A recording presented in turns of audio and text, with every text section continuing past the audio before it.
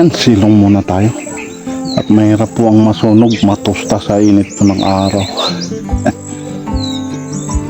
Yan, ito po yung ating bagong project na naman po. Yan. Simula po dito hanggang doon. Dito naman po sa baba. Ay dito hanggang doon sa baba. Yan. Kita ba nyo yan? Yan. Medyo malawak-lawak naman po ito. Yan pong ating nilinis. Yan. Dadagdagan pa po natin dyan sa baba. So ito po yung lupa po dito. Yan. Matagal na po. Na-stack po ito ng mahigit 1 taon. Kaya itong lupa na to ay maganda na kasi na-stack po natin. Ayan, tinubuan pa ng mga kahoy. Yan, mga puno ng damo o tawagin ay runo sa Ilocano. Yan po yung mga tumubo, may saging na rin po. At ito, palatandaan na mahigit 1 taon na po na hindi natin ito natamnan. At ang itinanim ko po dito ay talong noon. So dito ako umaani ng mga 500 kilos na talong. Kaso yung talong ko noon na hindi ko masyadong nalagaan kasi hindi pa po natin alam kung anong teknik. Pero yung ginagawa ko noon ay dilig-dilig po ng pataba sa kanilang mga puno. Kaya at least man lang nakaani ako dito ng ang kalakasan ay mahigit 10 plastic na by 30 kilos, mahigit 30 kilos per bundle. Yun yung aking na-harvest dito. Ang per bundle nga pala dito ay depende po sa timbang kung mapupuno mo yung isang plastic na medyo malaki. Kung sa aabot, kung mapupuno yun ay aabot siya ng 40 kilos o mahigit. Kaya yung 10 bundle na times 40, 400 na yan.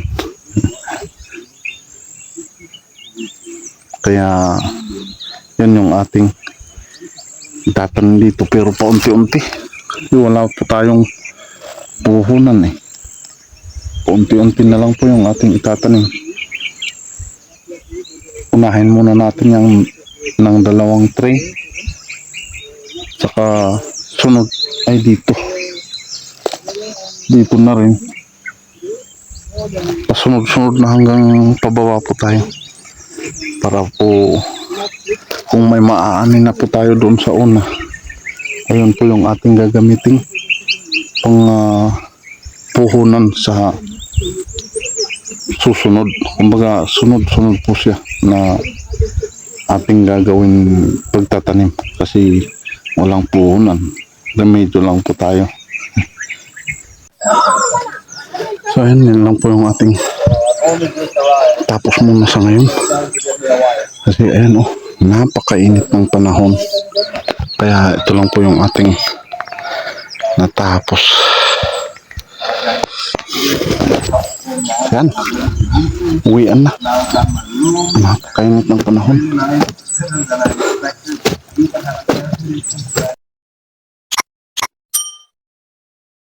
Isang magandang hapon mga kaibigan, mga ka-farming. Ito ako dun sa bahay kasi nga po mainit. Ay alas 4 pa lang ay mainit pa rin. Kaya silong-silong muna tayo, mamaya muna. Ito nga pala yung nabili kong 6 na kilo, 6 kilos na atlas na triple 14. Ito lang po yung aking idadagdag dun sa winner ay netrabor. Yun po yung aking pagpapataba dun sa talong na nauna ko pong tanim. Ito muna.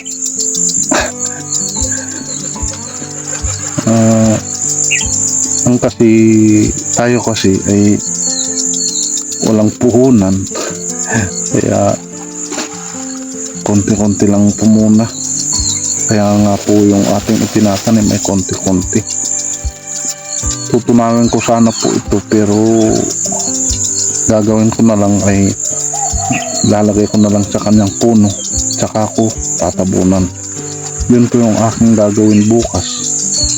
So kaya ko po sinawar yung aking talong para po mas madaling mabungkal yung lupa.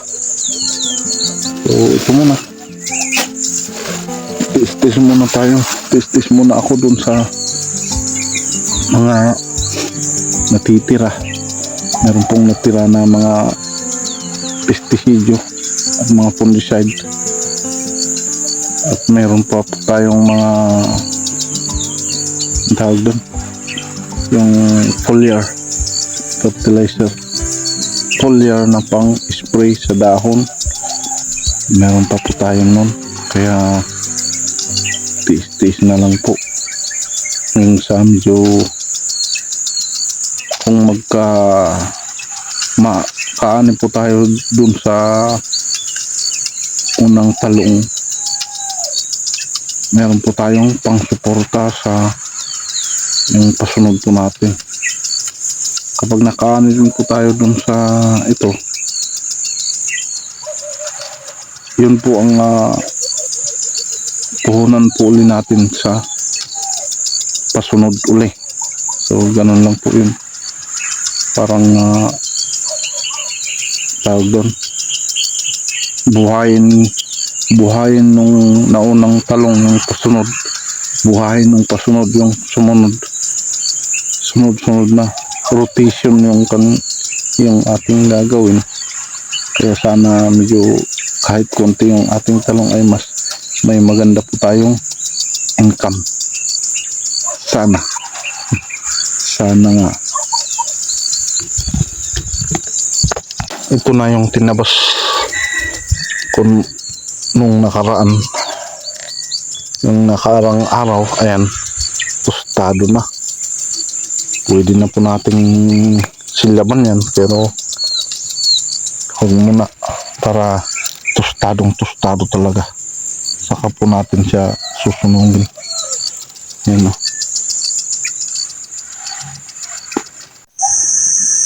So yan na po yung ating tapos hanggang dito sa baba. Yan o. Ito naman bago po nating taniman.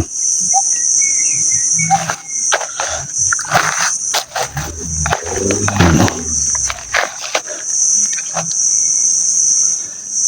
Ito po ay kulang yung isang tray po natin dito. 2 tray. Ay sakto lang siguro yung 2 tray. Medyo malawak-lawak na ito. Dito pa po hindi pa po nalilinis. Meron pang mga punong kahoy.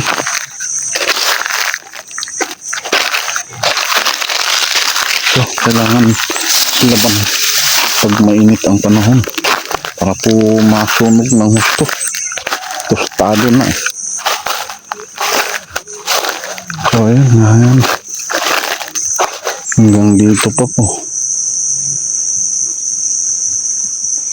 Medyo malawak-lawak na.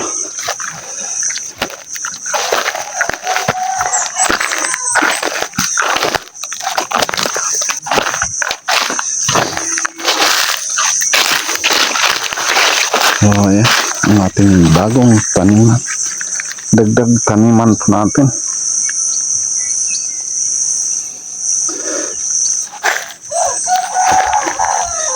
Ano?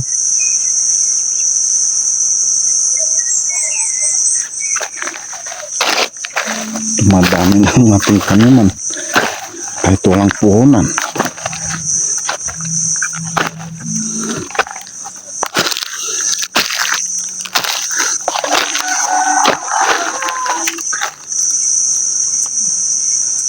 Ayun, ayun, ayun.